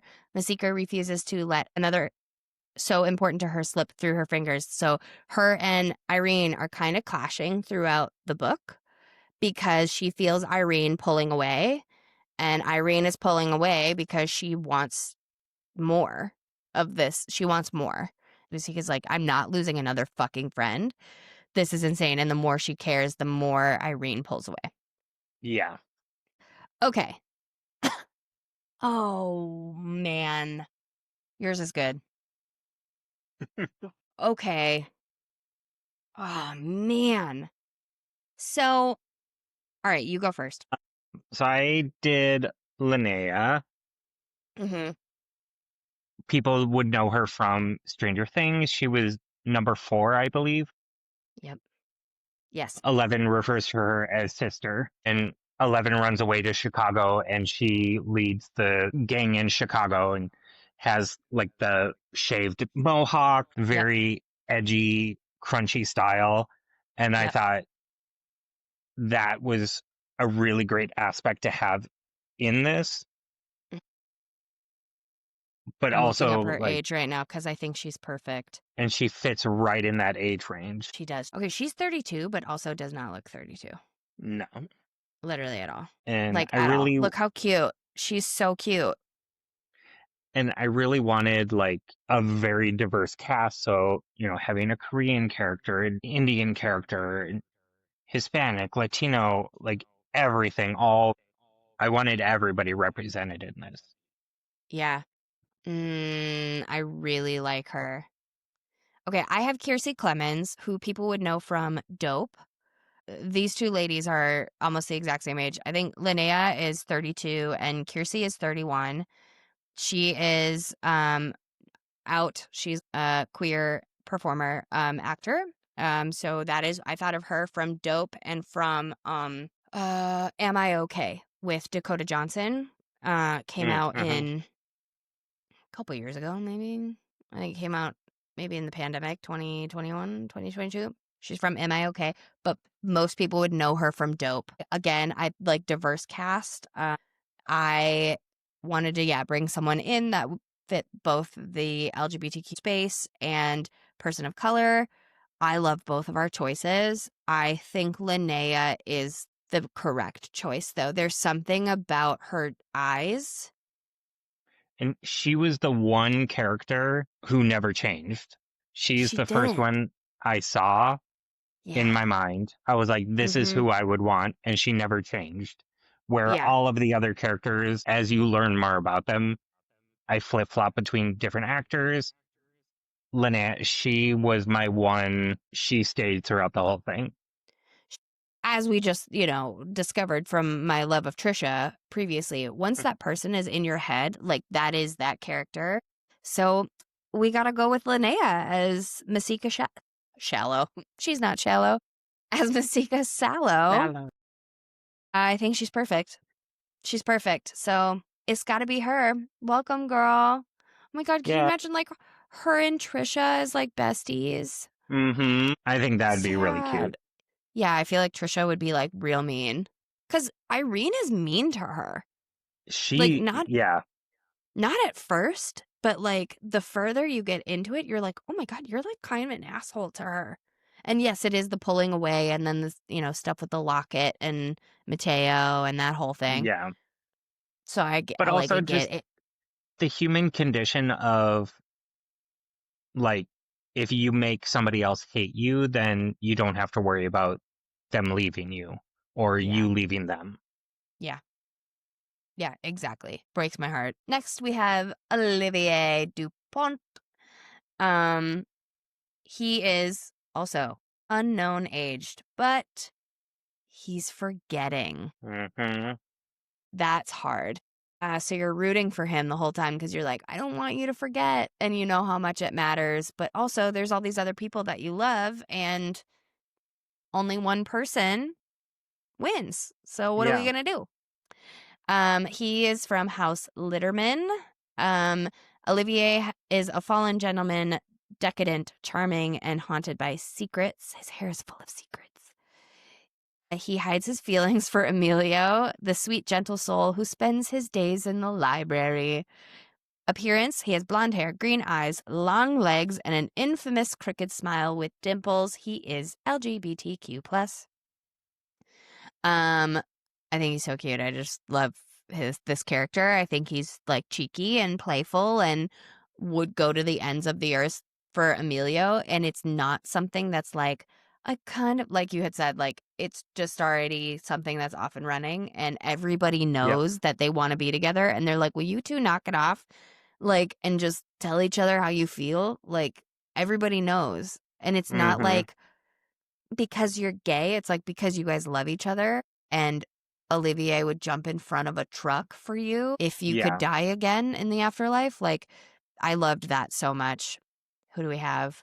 Now, I think I previously said that my character, I don't feel like his face is right, but a character he plays in the thing, okay, I just don't think mine is right, so I'm excited to see who you have. That's what I'm trying to say. Okay, here we go. Round 2, 3. That's the face. Who is that, Kyle? Enzo Wulian? Enzo Uliang. Who the fuck is that? Because that's the face. That's the face. Here's when I said I did deep dives on these characters, I did deep dives. That is the face. So he started off as like a Timothy Chalamet type of look because I wanted that hair, but I didn't want him. Yeah. And so I just went down like Google image, IMDb rabbit holes, and I found Enzo, who is a French actor, and he's done a couple of things on Netflix, but I found like his casting page. Yeah. And he has like voice clips for voiceover stuff. And he's got this like deep French voice. And I was like, welcome, sir. Oh, he's it. I don't even want to talk about mine. I have Michael Provost. He's from The Sex Life of College Girls. He plays a bi character. He's blonde and has green eyes. That's it. I don't even care. He's off the table. Enzo. And I also wanted this casting to like introduce unknown faces and unknown names. Yeah. And because like I haven't seen anything that he's done, but I was able to see like, oh, he's done a couple things, but He's when I saw his photo, I stunning. was like, that's Olivier. And so he has that like perfect French accent. What have you Also a been in? model, so Oh my God, look at this picture of him with the top knot. mhm. Oh my God. Oh, he's got like a web series on YouTube that has like a Oh still yes. of Mm. him. That's So him. That's the face. Okay. that's Weirdly my enough, like this is breakout star this is of like, this is your moment. look at his eyes. So his eyes are blue, but like throw some contacts on that bitch. And there you Oh go. my God. You know what? He's kind of got like Hayden Christensen look to him. Yes, yeah. That was also another kind of an image that I had in my mind of like Yes. Hayden Christensen with his long hair. But I was like, you're not the right type. But the hair was, and that's why Timothy was my jumping off point, because I was like, I wanted that hair shape and that texture. Yeah. Oh my God. He's awesome. Great find. Okay. Yeah. Mine sucks. Welcome, Enzo. And he'll be with Emilio, who we have next. Emilio Cordova, the best of them. He is young and the newest students. We also don't know his age. We just know he's young. I got the sense that he was like barely 18. Yeah. Like barely. He is also in House Litterman. He is a gentle and sweet new student who is the object of Oliver's. I almost said Oliver's. Olivier's affection. He wants to cross over to the other side, but not without Olivier. Total bookworm in a cute little sweater. Appearance, he has curly, thick, dark hair, chestnut brown eyes. He is also LGBTQ plus and a person of color. Who do we have? Oh my God, wait, is he from He's holy from fuck. One Piece. Yeah, but he's also in okay, wait. So I'll go first. I have Omar Redberg. Mm-hmm. Do you know who this is? I don't. Okay. Well, I'm going to pull yours up too so we can go through everybody. Okay, so Omar, he's a Venezuelan and Swedish actor. I don't know how to say this. I discovered him from TikTok because he's so queer in like Yes. the most beautiful way. He wears stunning makeup, amazing outfits. He's a model. Like, he's so lovely. He's 26. So he's very, very young. He looks very young. But he's like in this picture, like he's got a little sweater and his curly hair. Like, this is how I picture Yeah. Emilio looking. Like this cute Lil. But if you pull up, I also could see Emilio being a little more of a rave boy, queer, a Y- little bit of eyeshadow, some eyeliner. I like the earrings. That's kind of like maybe we wanted to lean into that more of a femme presenting, androgynous, styled character, which is why I 'Cause, really liked Omar. yeah. Oh, go ahead. I was just like that, like the hyper queer and thing is probably like his rave persona that he's exploring and coming Yes. into his own identity when it Yes. all ends, unfortunately. Yes. He's in Young Royals. Okay. Um, he's in Young Royals Forever. He's in Carousel. He is in, but he's a musician first and foremost. Like Mm-hmm. he is a singer songwriter. That's how he's been on TikTok. He's very funny on TikTok too, and throws a lot of shade. But his biggest credit is Young Royals. This is who I see. Yeah. I love him. However, I think your choice is also perfect. Please tell us who you have. So I have Iñaki Godoy. Mm-hmm. He is from One Piece on Mm-hmm. Netflix. It's an Yeah. adaptation of like an anime. I really wanted somebody of Hispanic, Latino background, and this one was the hardest for me because every time I found somebody, I was like, no, that's not quite right, and no, this doesn't work. And he Mm-hmm. was the closest I could get to what I saw Emilio as being. Yes. And I see him as very shy, very reserved. Yeah. Throw a pair of glasses on him Yeah. and just stick him in a corner with a book. And Yeah. I think he, of all of my iterations, was the better choice. Mm-hmm. He's also 5'6", Oh, you so he little. itty bitty, and Mm-hmm. I wanted that like baby twink. Yeah. He's Yes. not quite sure what is going on, and then you have Olivier, who's probably, you know, Quite 5'10", six experienced. foot. Yeah. And experienced in both men and women. Right. Mm-hmm.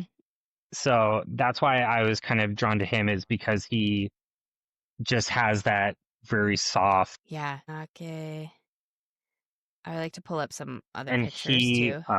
he's Mexican, Mm-hmm. and He's I think cute he's just too. adorable. You know what? This is gonna sound so weird. I like his eyebrows better. Does that make Yeah. sense? Like, cause I feel like Emilio's not Emilio. Okay, I like Omar, right?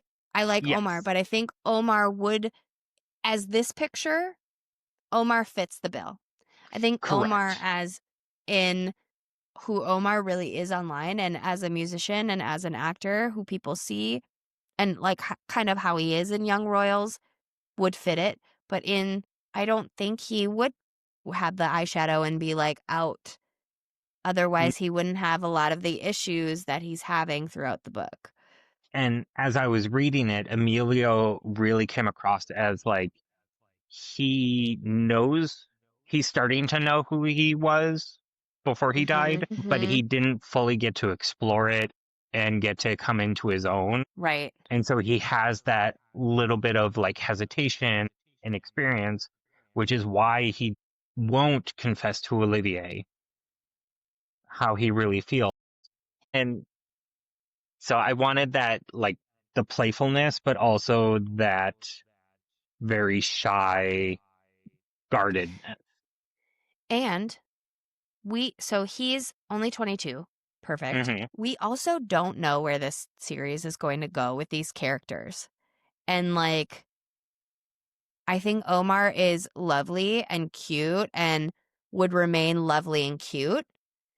But there could be a time where Emilio needs to step up for something. Hmm. And respectfully to Omar, I'm not sure that would translate Yeah. with who we picked for Olivier. And once I had Olivier, he also never changed. So once I found Enzo, I was like, that's Olivier. Yeah. And as I was going through the variations of Emilio, Mm-hmm. I kept looking at their photos side by side, and I was like, no, that doesn't quite work. And then I found Iñaki, and I was like, you know what? That's a cute couple. Mm-hmm. That works. Okay. Put a pair of big round glasses on him, and I think So cute. it's done. So cute. There is someone that I was thinking of for Emilio from a show called School Spirits on Paramount. I'm going to pull him up because when I was reading the book, this is who I was picturing the entire time. And I didn't cast him because he plays too similar of a character in School Spirits, he dies from an accidental peanut allergy after he is being bullied for being gay. Mm, And they are stuck in the afterlife in this school. yeah. And he is who I pictured as Omar. I'm going to pull up a picture from the show because it's like exactly who I pictured while reading, but I couldn't choose him because then in this last season, he ends up connecting with another ghost who is a beautiful blonde-haired, green-eyed boy. And I was like, Yeah. okay, this is the same story, so I can't do it, but this is him Oh, okay. Yeah. with the glasses. Mm, Like, that's the look, is like the glasses and the cute. He's just cute. He's the nerd that's like and the bushy eyebrows. And I think that's why I Yep. was like, the eyebrows work for me, like, because he's so close to this character. Nick Pugliese is his name. He's Okay, yeah. 29. So this 29-year-old is playing a high school student. So Mm-hmm. Iñaki Godoy, Amelia Cordova, welcome to the team. Hell yeah. Welcome. Welcome to the team. Let's move on to Louise, whose age is unknown. Power is shadow magic?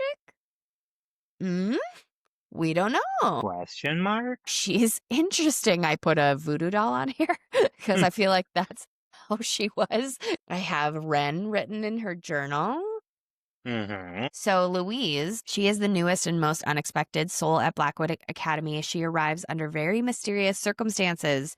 She becomes signed to Ren to learn how things work at Blackwood, and they soon become fast friends.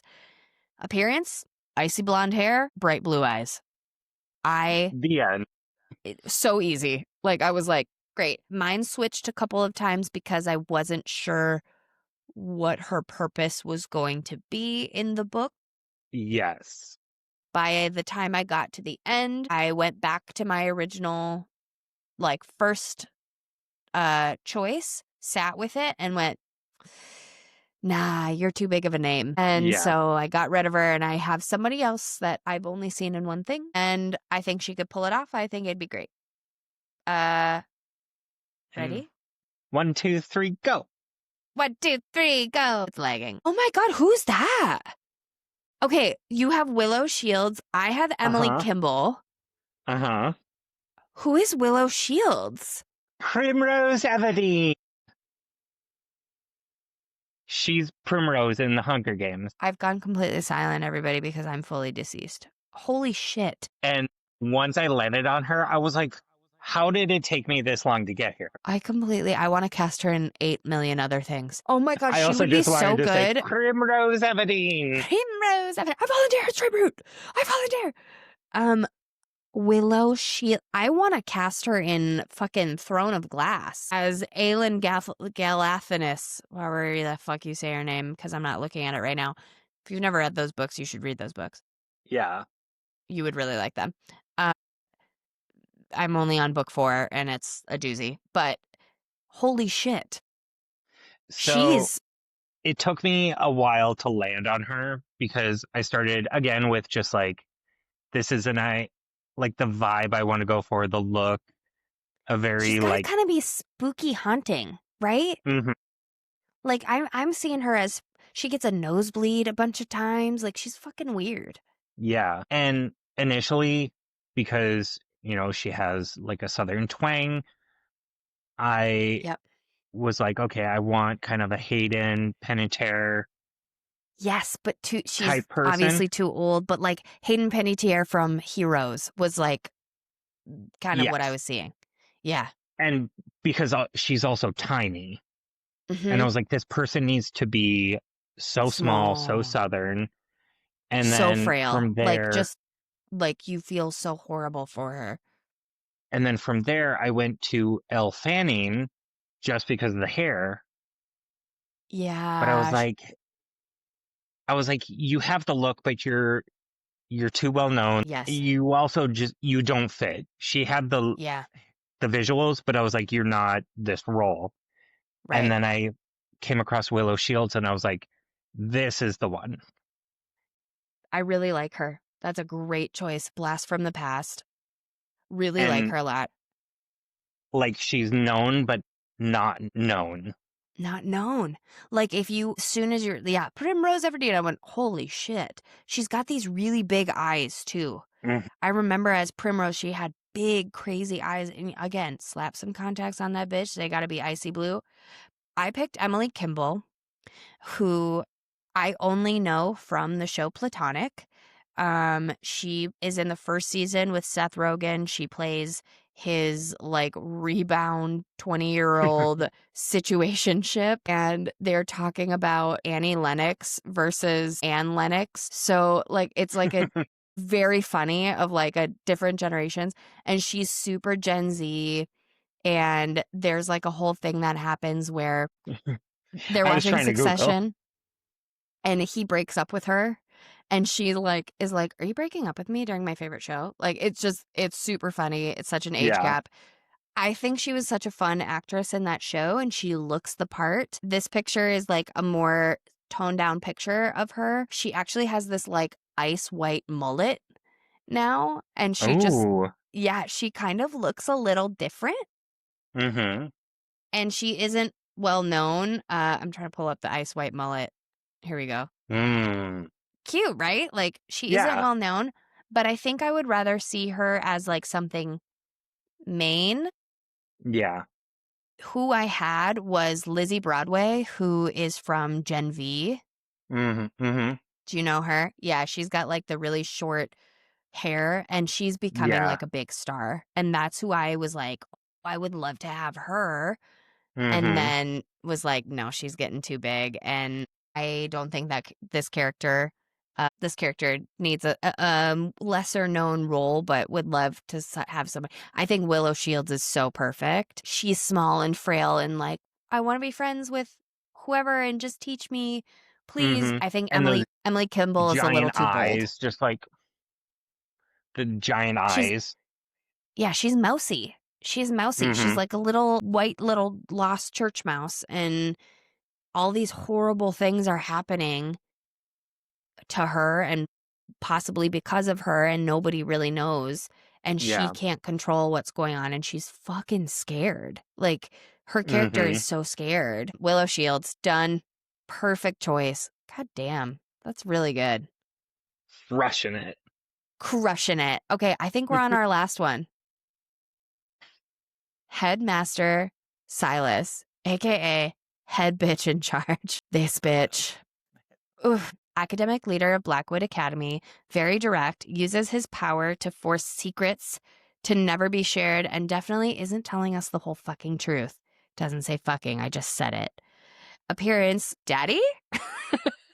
um, graying And hair, that's all tall, I vicious needed. smile. That's all we needed. I was like, daddy?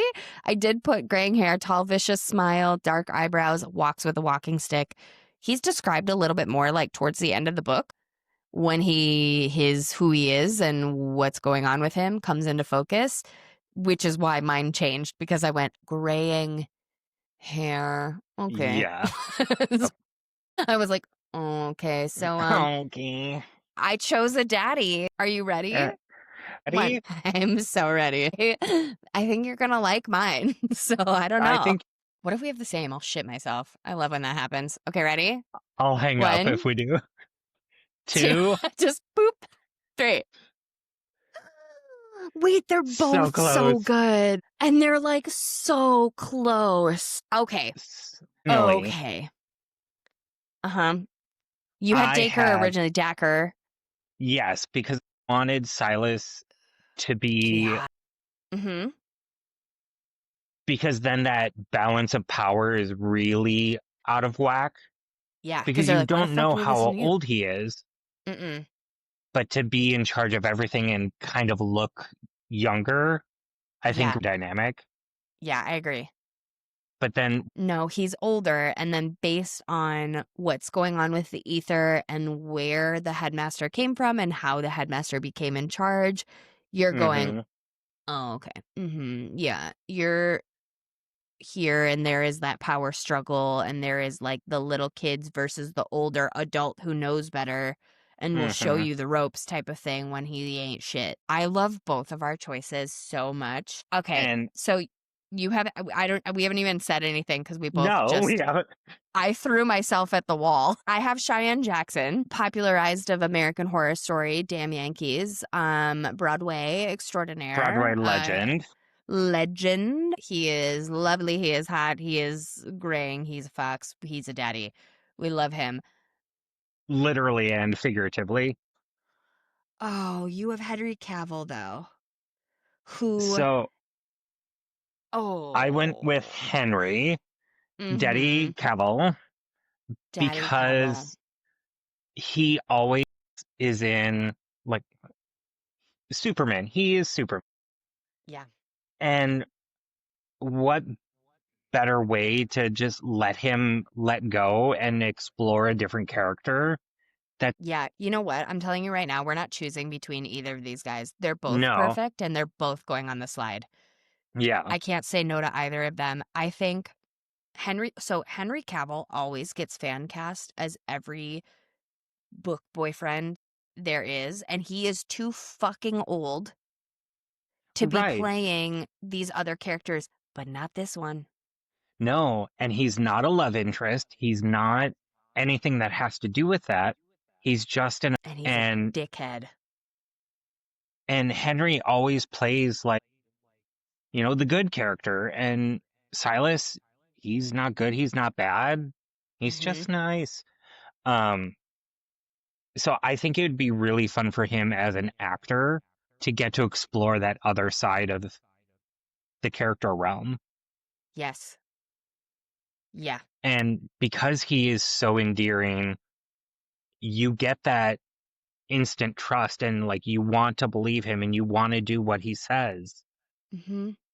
And he's kind of got like and both of them have the, not to Taylor Swift, but father figure to Mm-hmm. them where you could go to them and be like, I'm trying, you're wanting to impress them, right? Like in Ren's case, like she's wanting to impress him. And when he tells her, like, you got the nomination, she's like, oh my God, like, I got it. Like, amazing. Little does she know, so does everybody else. But, and Right. when he catches them, when the Ascended catches them, when Louise comes in and he's like, no, you guys aren't going to say anything. It's going to be better for everybody. You don't want to hurt everybody else, do you? It felt so manipulative, Mm-hmm. dad, kind of like, I'll get you an ice cream cone, but don't tell your brothers and sisters, that type of Right. thing.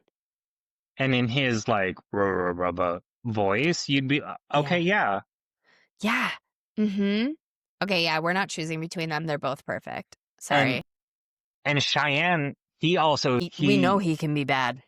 he can pull off that sly character Mm-hmm.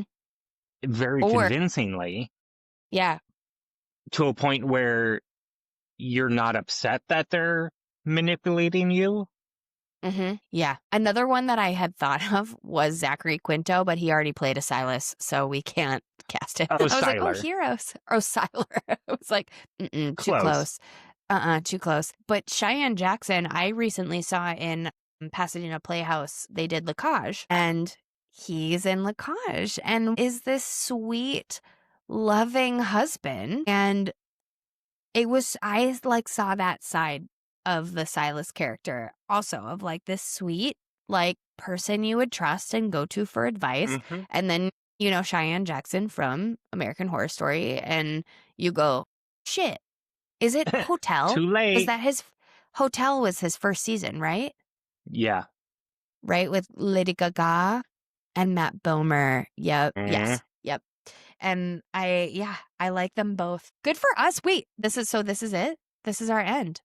Yep. That's our end. Okay, I'm going to stop sharing my screen and we're just going to do a little recappy then for everybody.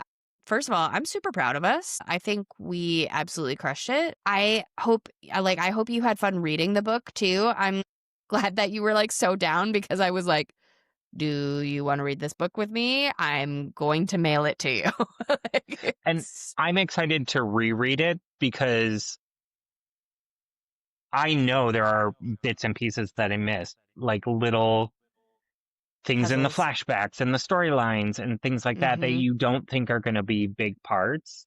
Yes. And then they Yeah. reference it and you're like, oh, wait, did we talk Shit. about that? Yeah. And I you're just like, think oh, I think we did.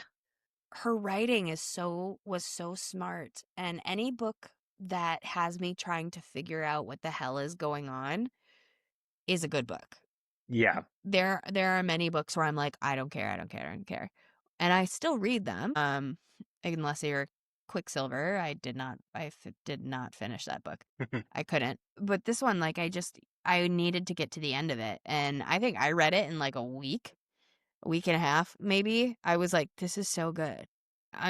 Now, granted, I was back and forth on planes, so I had several hours to kill, but Yeah. it was just such a good book. And I love our cast. Let's do a little recap for everybody listening. And again, you should be watching this on YouTube. If you're not, you have to wait till Friday to see our cast. Ren, Lottie, we didn't make a decision. We have both an older casting and a younger casting. We have Sophie Turner and we have Katie Douglas, because our August Hughes, we also have Dacre Montgomery, and then we have our younger version, which is Owen Painter. Again, either way, we're going to put them on the sheet together because I just think it depends. And And then either everyone one else, works. yes, either one works, and everyone else we picked would be fine with either of them as like pairings too. Correct. Like there wouldn't be anything crazy. Our Irene Minette Bamford is Trisha Fukuhara. Thank you for that one. Our Masika Salo is Linnea Berthelesen. Okay, Berthelesen. Linnea, who we know from Stranger Things. Our Olivier Dupont is Enzo Uliam, French actor. He really does. I'm looking at his picture again. He really looks like baby Hayden Christensen. And adorable. And I think Adorable. He would look so cute. And like this picture, he looks younger than what he looks like now. He like a little bit younger than he looks like now. But I might pull one that he looks like as of now to go with our Emilio Cordova, who is Iñaki Godoy. Lovely Mexican actor from the adaptation of One Piece. And we have our Louise as Willow Shields, who is Primrose Everdeen. I'm realizing as we're going through, like, we picked a lot of yours. Like, these are really good. I got Trisha. I'm happy. like and I did research. and that's good. Good, because some, like, no hate to anybody who's ever been on here, but there are some people we've had on here that are like, vibe based. Kirsten, love you. Very vibe based. I feel like I knew you would go hard in this because you're in the acting world, you're in the casting world, you know what we're looking for. And I feel like you and I would sit on the couch and like, I would have picked this person for this. Like we used to do that shit all the time. So it made sense. For our final person too is Headmaster Silas. We didn't make a choice because we like both Henry Cavill and Cheyenne Jackson. And anybody who would make anybody choose between those, man, should burn in hell. So It we really picked comes them down to both. whichever one is available at the moment. Yeah, which one's not pinned for something else? And And that's our cast. And if they have to fight it out in oil wrestling, then so be it. That's fine. We'll attend. It's Yeah. fine. We'll clear It's our all part of the schedules. process. Do it over lunch. It's okay. It's totally okay. And that is our cast for Immortal Consequences by Ivy Marie. Ivy Marie, if you're listening to this or seeing our posts, we love you. We think it was really fun to fan cast this. We hope you like at least some of our choices. And if people have not read this book or ever heard of it, please pick it up. I think you'd really like it. All of there's a lot of really good Goodreads reviews on it. Yeah. There's a couple of reviews on it though that were like really shitty that I was like, did we read the same book?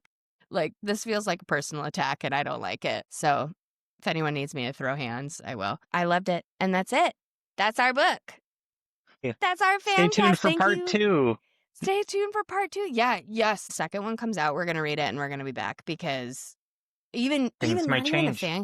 Not even a fan cast it or like just to talk about it. Like this is such a fun. This has been one of the most fun books to talk about. Like I was like talking to Sean about it, and he was like, "You're so excited about this book," and I was like, "Yeah, because I just feel like it's finally like it's like the two things I love, like magic and Harry Potter and death." Like, you know what I mean? Like it's a little But, morbid. yeah. But it's also like with the second book coming, it would be really interesting to go to read the second book, casting, and be like, Does this work? Are these characters going the same direction as that we thought they were? Or is there a twist that they need to adjust to? Yep. There's a couple characters that we will need to bring in too. Mateo. I have a feeling Mateo is going to keep making some appearances. We've got an Edith that we need to talk about. There's characters. So we've got some other characters that were present but unimportant until we realized they were important at the end that we need to cast because they would be part of it. So yeah, stay tuned for part 2 because we'll be here for the second one, which is blank, blank, blank, blank title that will be out when this podcast is premiering. Thank you for listening to FanCastic. Kyle, where can people find you online if you want to be found? Otherwise, they can fuck off. It's up to you. I'm on Instagram Okay. at Kokesh, Kola _Kesh. You can follow him along to see his audition journey, and he'll send you funny videos. And if you're cute, get into his DMs. If you're a boy who's cute, get in his DMs. If you're a girl who's cute, fuck off. He's my friend. And Henry Cavill, call me. Oh, yeah. Well, have your people call Kyle's people just for casting Like, purposes. just, Nothing more. just Thanks, Kyle. Thanks, everyone, for thank you. listening. Goodbye. Bye. Thank you all for listening to another episode of FanCastic. It's so good to have a FanCast back on the docket. We have another one coming up next week. We will be FanCasting Phantasma. Woohoo! Thank you again for listening. As always, one thing that keeps this podcast going is interest. Thank you guys for liking, subscribing, and leaving comments. I love interacting with you guys on Spotify, on Apple, on YouTube. Our TikTok has kind of been blown up a little bit. Get it on our socials. Talk to me. I love interacting with anybody who's listening. I received so many lovely messages about the passing of my brother. So thank you guys so much for that. I see them. I respond to them. It really matters to me. I love you guys. Thank you so much. And I'll see you next week. Bye.